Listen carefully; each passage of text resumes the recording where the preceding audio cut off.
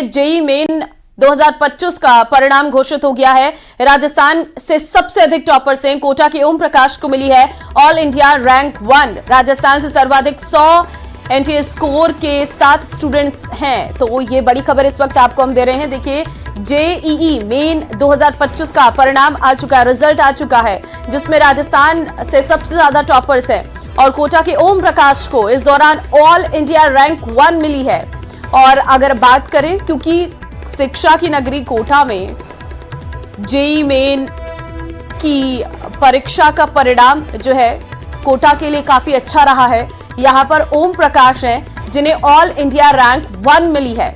JEE main 2025 का परिणाम घोषित हो चुका है और इसमें राजस्थान के सबसे अधिक टॉपर्स हैं। देखिए, राजस्थान से सर्वाधिक 100 एनटीए स्कोर की 7 स्टूडेंट है। इससे आप अंदाजा लगा सकते हैं कि क्यों कोटा को शिक्षा की नगरी कहा जाता है।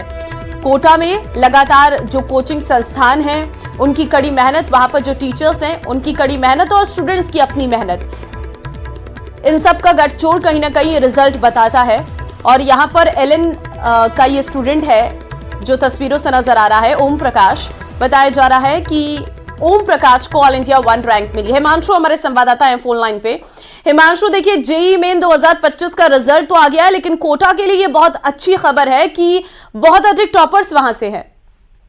देखिए, निश्चित तौर पर ये जो परिणाम है वो अपने आप में फिर से कोटा की श्रेष्ठता को साबित करते हुए नजर आ रहे हैं, क्योंकि पूरे देश भर में कोटा को शिक्षा की काशी के तौर पर जाना जाता है, इंजीनियर्स बनाने की फैक्ट्री के तौर पर जाना जाता है और माना जाता है कि अगर देश में सबसे ज्यादा इंजीनियर्स बन करके निकल करके आते हैं तो वो कोटा से निकल करके आते हैं। और जब एनटीए की तरफ से स्कोर जारी किया गया है, एनटीए की तरफ से 2025 जेईई मेन के परिणाम जारी किए गए हैं, तो इसमें ऑल इंडिया रैंक 1 भी कोटा कोचिंग से ही निकल करके आई है। ऑल इंडिया रैंक 1 पर कोटा कोचिंग के ओम प्रकाश जो है वो ऑल इंडिया रैंक 1 हासिल किया है। और दूसरी तरफ से अगर इन परिणामों पर नजर डाली जाए तो सर्वाधिक 100 एनटीए स्कोर में से 7 स्टूडेंट राजस्थान से हैं और उनमें भी 6 स्टूडेंट्स कोटा से हैं, कोटा की क्लासरूम कोचिंग से हैं, जो कि बताते हैं कि कोटा को कोचिंग सिटी, कोटा को शिक्षा की काशी, कोटा को इंजीनियर्स बनाने की जो फैक्ट्री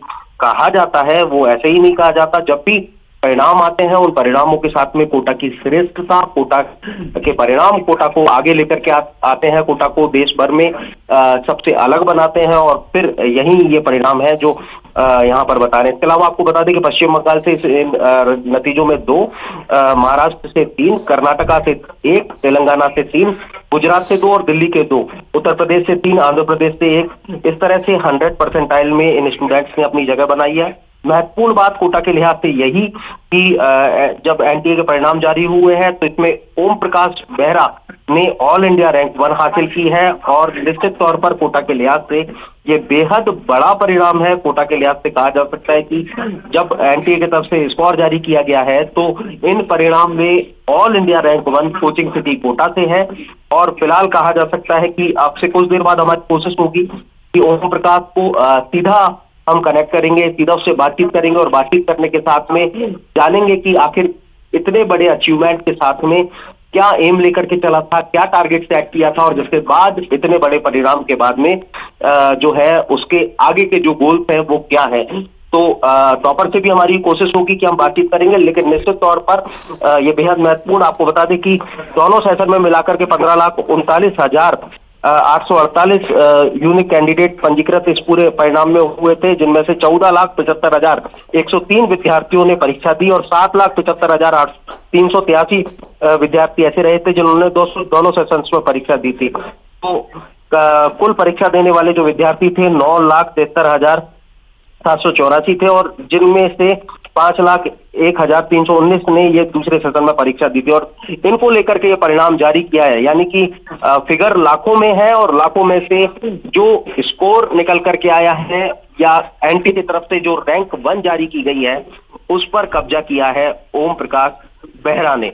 और महत्वपूर्ण बात प्रदेश के लिहाज से, महत्वपूर्ण बात कोटा के लिहाज से कि ओम प्रकाश बेहरा कोटा कोचिंग से है, कोचिंग सिटी से है और इन परिणामों में ओम प्रकाश बेहरा ने पूरे देश भर में कोचिंग सिटी कोटा का झंडा गाड़ दिया है। ठीक है हिमांशु, धन्यवाद आपका तमाम जानकारी देने के लिए। तो साफ है कि जेईई मेन 2025 का रिजल्ट आया है और कोटा के लिहाज से ये इसलिए भी महत्वपूर्ण हो जाता है क्योंकि यहाँ पर जो रैंक 1 है वो ओम प्रकाश ने हासिल किया। अभी कुछ ही समय बाद ओम प्रकाश से कनेक्ट करेंगे और जानने की कोशिश करेंगे उनकी क्या प्रिपरेशन रही है, किस तरीके से उन्होंने रैंक 1 हासिल की है। जाहिर तौर पर एक टफ पेपर रहता है और जब लाखों की संख्या में स्टूडेंट्स इस परीक्षा को देते हैं तो उसमें से नंबर 1 बनना अपने आप में कठिन है, लेकिन कठिन परिश्रम और मन लगा के पढ़ाई करने से ये सब कुछ हासिल किया जा सकता है। ये ओम प्रकाश की आज की कामयाबी बताती है।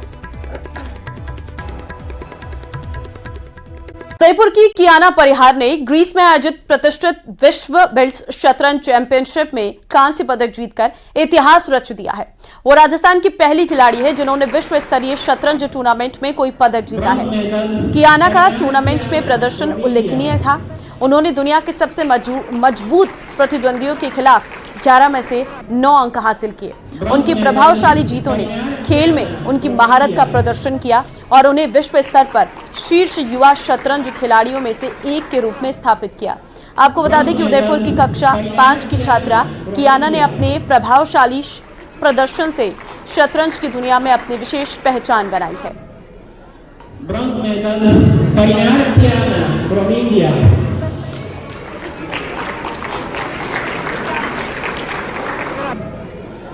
ब्रॉन्ज मेडल पैनार कियाना फ्रॉम इंडिया। तो ये है कियारा जिसकी वीडियो आप देख रहे हैं। कियाना परिहार ने देश का नाम रोशन किया है। जयपुर से बड़ी खबर है, ट्रैफिक नियमों के उल्लंघन पर एक्शन। ट्रैफिक पुलिस और परिवहन विभाग की कार्रवाई। नारायण सिंह तिराहे पर ट्रैफिक पुलिस ने चलाया अभियान। 382 वाहनों के खिलाफ कार्रवाई की गई है। 5 प्रेशर हॉर्न, 350 नो पार्किंग, 3 जब्ती और पुलिस कमिश्नर बीजू जोसेफ और डीसीपी ट्रैफिक के निर्देश पर यह कार्रवाई की गई है। तो ट्रैफिक नियमों के उल्लंघन पर यहां पर एक्शन देखने को मिला है। बताया जा रहा है कि 5 इसमें बताया जा रहा है कि उल्लंघन पर जयपुर ट्रैफिक पुलिस और परिवहन विभाग की कार्रवाई है। नारायण सिंह तिराहे पर ट्रैफिक पुलिस ने यह अभियान चलाया। 382 वाहनों के खिलाफ ये कार्रवाई की गई। 5 इसमें प्रेशर हॉर्न, 350 नो पार्किंग, 3 जब्ती और पुलिस कमिश्नर बीजू जोसेफ और डीसीपी ट्रैफिक के निर्देश पर यह कार्रवाई की गई है। जयपुर में आज खेला जाएगा आईपीएल मैच। आज राजस्थान रॉयल्स का एलएसजी से मुकाबला रहने वाला है लखनऊ सुपर जॉइंट से, और राजस्थान रॉयल्स से भिड़ेंगे लखनऊ सुपर जॉइंट्स। आपको बता दें कि शाम को 7:30 बजे ये एसएम स्टेडियम में आईपीएल का मैच रहेगा। एसएम स्टेडियम में हजारों क्रिकेट फैंस मौजूद रहने वाले हैं। देखिए ये फिर से एक बार मुकाबला हो रहा है एसएम स्टेडियम में आईपीएल का मैच। शाम को 7:30 बजे ये मैच रहने वाला है। पहले से ही खिलाड़ी अपनी प्रैक्टिस में जुटे हुए हैं और ये मुकाबला काफी ज्यादा दिलचस्प रहेगा क्योंकि राजस्थान रॉयल्स की यहाँ पर टीम रहने वाली है और अपने ही ग्राउंड में ये लोग खेलने वाले हैं। तो ऐसे में महत्वपूर्ण रहने वाला है कि आज इस मुकाबले में कौन जीता है, लेकिन एसएम स्टेडियम में आज हजारों क्रिकेट फैंस मौजूद रहने वाले हैं।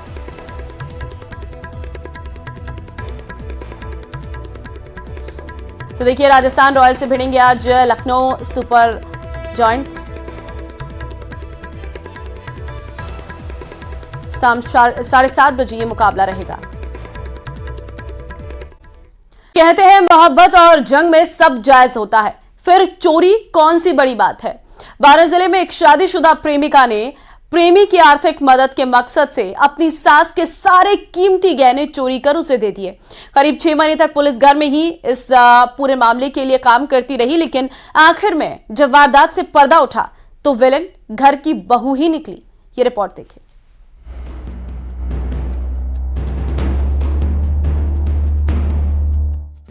प्रेमी से प्यार, फिर चोरी से कैसा एतराज। शादीशुदा प्रेमिका को आई प्रेमी पर दया, जो नहीं करना था घर की बहू ने कर दिया। करीब 6 महीने तक घर की बहू वैशाली परिवार की आंख में धूल झोंकती रही, लेकिन दूसरी तरफ पुलिस की जांच साइलेंटली चलती रही। वो सबूत जुटाती रही। पुलिस को वारदात में घर के ही किसी शख्स के शामिल होने का शक पहले से ही था, क्योंकि जिस दिन चोरी हुई उस दिन घर में वैशाली और उसका पति ही मौजूद थे और वैशाली 7 महीने की गर्भवती थी। ऐसे में पुलिस ने उससे सख्ती से पूछताछ नहीं की, लेकिन जब पुलिस की जांच आगे बढ़ी तो दूध का दूध और पानी का पानी हो गया। साइबर टीम की मदद और मोबाइल लोकेशन के आधार पर अंता थाना पुलिस ने वैशाली से कड़ी पूछताछ की, जिसके बाद वैशाली ने अपना जुर्म कबूल कर लिया। और अब तक की जो पूछताछ में जो बात सामने आई, उसके अंदर वो शाहरुख नामक जो अभियुक्त है, उसने वो जो पैसे हैं वो बजाज फाइनेंस के अंदर वो जो जवाहरात वगैरह मिले थे, जो गोल्ड वगैरह मिला था, वो गोल्ड लोन उस पर ले लिया करीब 10 लाख रुपए का 2 व्यक्तियों के नाम पे। और उसके बाद में उससे उसने 2 पुराने जो है 4 व्हीलर भी खरीदे। फिर कुछ समय बाद उन 4 व्हीलर्स को भी बेच दिया। बाकी का जो पैसा था उसको अय्याशी के अंदर उड़ा दिया उसने। जिन व्यक्तियों के नाम पे उसने 2 व्यक्तियों के नाम पे 4 व्हीलर वगैरह जो है ये लोन वगैरह लिया है, गोल्ड लोन लिया था, उन लोगों की भी जो है पुलिस जो है तलाश कर रही है उनको। वैशाली ने आखिर चोरी क्यों की?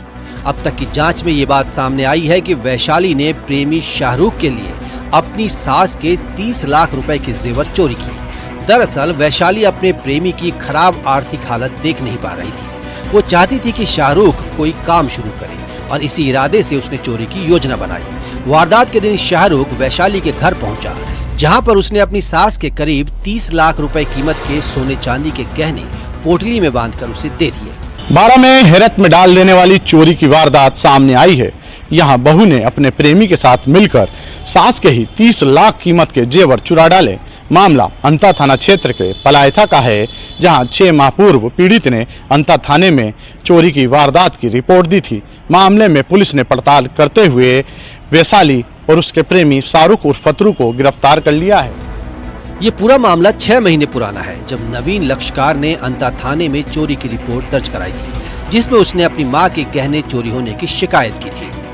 शिकायत के मुताबिक उसके घर से उसकी मां के सोने का हार, सोने की 12 अंगूठियां, 1 बाजूबंद, 4 सोने की चूड़ियां, 2 सोने की चेन गायब थी। जिसके बाद एडिशनल एसपी राजेश चौधरी के सुपरविजन में जांच शुरू हुई। जांच में FSL team, dog squad, MOB team, cyber team के निरीक्षण के आधार पर जांच के बाद खुलासा हुआ। पुलिस ने आरोपी बहू वैशाली और उसके प्रेमी शाहरुख को गिरफ्तार कर लिया है। इन दोनों ही आरोपियों से पुलिस चोरी किए गए माल के बारे में पूछताछ कर रही है। वहीं इस मामले में फरार 2 अन्य आरोपियों की भी पुलिस तलाश में जुटी हुई है। विपिन तिवारी, न्यूज़ 18 राजस्थान 12।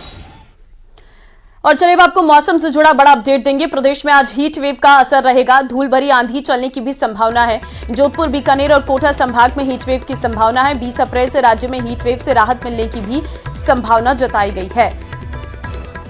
तो देखिए आज प्रदेश में हीट वेव का असर जो है वो देखने को मिलेगा। जोधपुर, बीकानेर और कोटा संभाग में हीट वेव की संभावना है। 20 अप्रैल से राज्य में हीट वेव से राहत मिलने की भी संभावना जताई गई है और प्रदेश में आज हीट वेव का असर रहेगा। आशियाना न सिर्फ सिर छिपाने का जरिया होता है, बल्कि वहां न जाने कितने सपने भी पलते हैं। लेकिन अगर उसी छत पर आंच आने लगे तो लोगों का गुस्सा फूटना भी लाजमी है। हनुमानगढ़ में भी कुछ ऐसा ही हो रहा है, जहां महिलाएं प्रस्तावित रेल बाईपास निर्माण के तहत उनके घर को गिराए जाने का विरोध कर रही हैं। ये रिपोर्ट देखिए। प्रशासन, जिला प्रशासन, हक की लड़ाई महिलाओं को सड़क पर ले आई। प्रशासन को महिलाओं की खुली चुनौती। मकान तोड़े गए तो लगा लेंगी फांसी। ये तस्वीरें हैं हनुमानगढ़ की, जहां महिलाओं ने प्रशासन के खिलाफ मोर्चा खोल दिया है।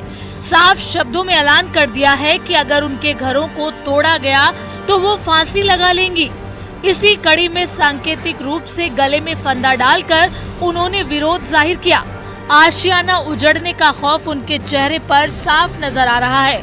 अपना दर्द जब बयां कर रही हैं तो गला रुंध जा रहा है। मकान टूट रहा है, हम मकान नहीं टूटने देंगे। हमारा छोटा सा मकान है हमारा, हमने तो बीपीएल परिवार से हैं। हमने मोदी ने इतनी मदद की है हमारी, अब हमारा मकान क्यों छीन रहे हैं? हम मकान नहीं छोड़ेंगे, मर जाएंगे। मकान नहीं छोड़, बच्चे को जो लेकर कहाँ जाऊंगी मैं? अब मेरा मकान आधा जा रहा है, आधे मकान में मैं क्या करूंगी? अब बच्चों को रखूंगी या आप रहूंगी? मकान नहीं छोड़ूंगी मैं, जीते जी तो छोड़ूंगी नहीं है, फांसी लगा के मर जाऊंगी। पर मकान नहीं छोड़ रहे। रेलवे वालों से गुहार है, अभी कहीं से भी निकालो, रेलवे बाईपास दूर से निकालो, हमारे मकान नहीं जाने चाहिए। छोटा सा ही मकान है हमारा। दरअसल हनुमानगढ़ जंक्शन में प्रस्तावित रेल बाईपास के निर्माण के लिए भूमि अधिग्रहण का विरोध हो रहा है। जिन जमीनों का अधिग्रहण किया जा रहा है उनमें से कुछ आवासीय क्षेत्र में आती हैं। रेलवे टीम ने पुलिस के सहयोग से उन 40 मकानों को चिन्हित कर लाल निशान लगाया जिन्हें तोड़ा जाएगा। आपको बता दें कि इन मकानों में ज्यादातर मकान पीएम आवास योजना के तहत बने हैं। इससे पहले एसडीएम ने बाईपास के लिए प्रस्तावित भूमि के खिलाफ आई 61 आपत्तियों को सुनवाई के बाद खारिज कर दिया। रेलवे इस परियोजना को महत्वपूर्ण मान रहा है क्योंकि ये सूरतपुरा हनुमानगढ़ श्री गंगानगर गेज परिवर्तन परियोजना का हिस्सा है और इसका उद्देश्य हनुमानगढ़ बठिंडा मार्ग पर यातायात के दबाव को कम करना और कनेक्टिविटी में सुधार करना है। पीएम आवास के तहत मिले सपने के घर को खोने का खौफ पीड़ितों को डरा रहा है। अब महिलाओं ने फांसी लगाकर आत्महत्या करने की चेतावनी दी है। ऐसे में देखने वाली बात होगी कि प्रशासन कैसे इस समस्या का समाधान करता है। हनुमानगढ़ से न्यूज 18 राजस्थान के लिए राजू रामगढ़िया की रिपोर्ट। और अब आपको अजमेर से बड़ी खबर देंगे, जहां अजमेर दरगाह में मंदिर होने के दावे का मामला। अजमेर सिविल कोर्ट में आज फिर इस पूरे मामले पर होगी सुनवाई। दरगाह कमेटी अल्पसंख्यक मामला एएसआई को मिला था नोटिस। दरगाह कमेटी ने मामले को खारिज करने की लगाई थी याचिका। मामले को खारिज नहीं करने को लेकर होगी कोर्ट में बहस। तो अजमेर सिविल कोर्ट में आज फिर सुनवाई होने वाली है। अजमेर दरगाह में मंदिर होने के दावे का ये पूरा मामला है। दरगाह कमेटी अल्पसंख्यक मामला और एएसआई को इसको लेकर नोटिस मिला था और आज हिंदू सेना के विष्णु गुप्ता की ओर से ये दावा लगाया गया है। मामले को खारिज नहीं करने को लेकर कोर्ट में आज बहस होने वाली है। तो महत्वपूर्ण है अजमेर दरगाह में मंदिर होने का दावा और इसी को लेकर कोर्ट में आज सुनवाई होने वाली है। फिर एक बार अजमेर सिविल कोर्ट में सुनवाई रहेगी। दरगाह कमेटी अल्पसंख्यक मामला एएसआई को मिला था इसमें नोटिस। दरगाह कमेटी ने मामले को खारिज करने की लगाई थी याचिका।